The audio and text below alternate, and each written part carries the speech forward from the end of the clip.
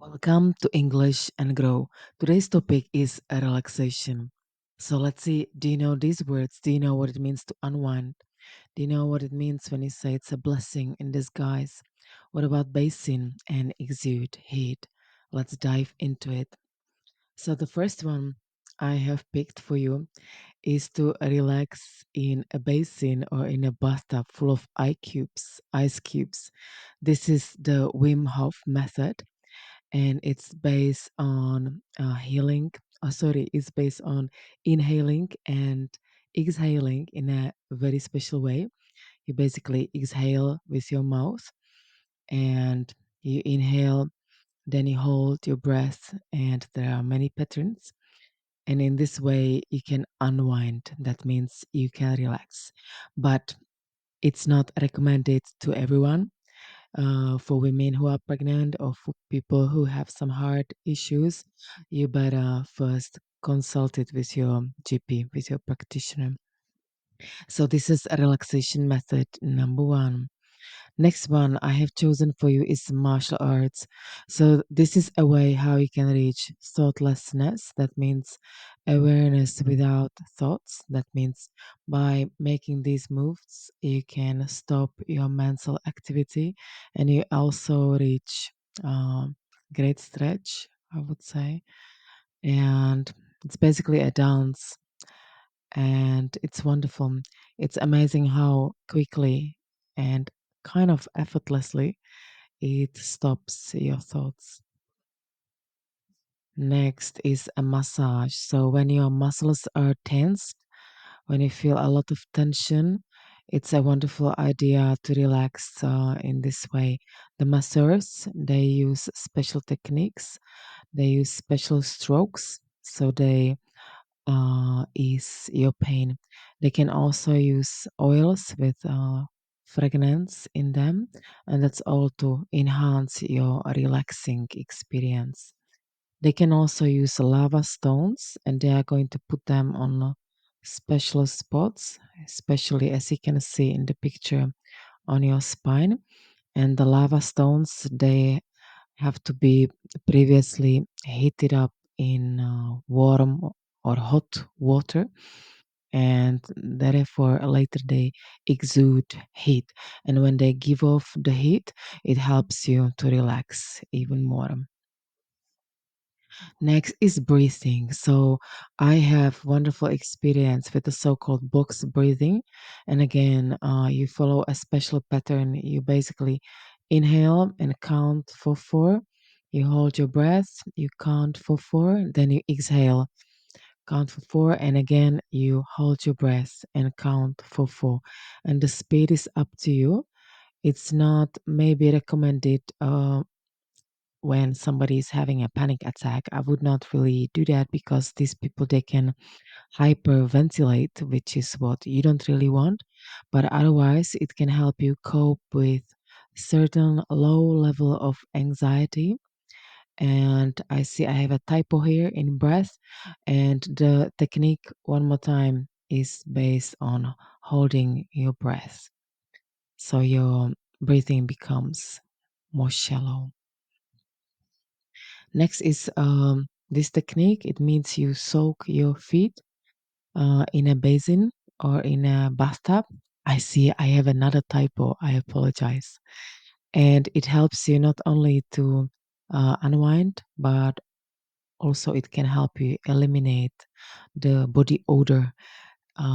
Some people struggle with the feet odor, and it means that you better not use any soap, just plain water, or you can put a vinegar in it or salt. Next is journaling. So many people who are helping with mental health, they will actually advise to keep a journal. So when you are going through a period of chaos in your life, you can create order by just writing your thoughts, your secrets down. You can tear it up later, and it definitely helps you to distress, to organize your thoughts, or at least to write it down. It doesn't need to be long, so keep a journal. That's another way how you can relax. What do we have next? Oh, that's quality time with your family. So, uh, the communities with the longest longevity, they actually have high rates of socializing, like in Sardinia or in Japan. And it's not just being with people, it's actually having quality time with them. That means you really enjoy being with them and you do not allow any distractions, like, for example, mobile phones or calls or emails from your boss, for example. So you fully concentrate on being with others. I believe that also creativity helps you to unwind. For example, why not create a scrapbook with your pictures or souvenirs, some reminders of what you have achieved? Maybe also it's I don't know if that's creativity, but I believe it actually is when you declutter. And anyway, usually people do not want to tidy up their rooms, but when you do that, man, you feel like a saint. It's just amazing to really do that, to declutter at least the desk or just one box, step by step. That's actually connected with this slide because sometimes we have huge goals and they are so far away. You can create a vision board of what you want to achieve, but then you feel stuck. So, what I, as a coach, would recommend is that we create micro habits. So, it's like this coaching question: what's the minimal step I can make right now? So, I start my journey. And it's important to see the light at the end of the tunnel. So, the fact that you struggle right now, that doesn't mean you will always struggle. It's just a moment of your life. Another way how you can relax is actually be mindful of what you eat because there are some foods that help you reduce anxiety, and these are, for example, leafy greens such as watercress. I'm not sure if the one in the picture is actually watercress, but it's also broccoli, any kind of lettuce or spinach, especially the dark leafy greens. But it's also blueberries, which you can see in the picture, or salmon. Man, so this is the third typo. Notice board, it's meant to be. So another way how you can relax is to prioritize and put it on your notice board. You can use Canva application to create your vision board or notice board. And it's also about, like I said, about creating the micro habits and, for example, also about prioritizing your sleep because we live in this in our western society. I believe we prioritize success over simple things, and maybe we also need to start prioritizing basic things such as our need to sleep.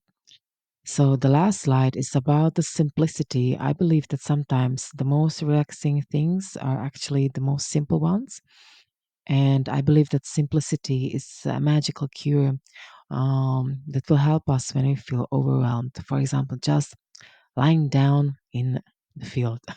When was the last time you did that? So remember, if you ever struggle, remember that every breath is a new beginning and any situation has its potential, and you can always see it in as a blessing in disguise. So you can always ask yourself, how can I use this for my benefit? All right, what have you learned? So, blessing in disguise, did you learn? Watercress, the leafy greens. What about thoughtlessness, which is the state of mind you can achieve when you relax? And what about simplicity? This is it. If you like my content, please like, comment, and subscribe. And most importantly, support me on my Patreon, English and Grow, for more videos, language coaching, and Zoom lessons.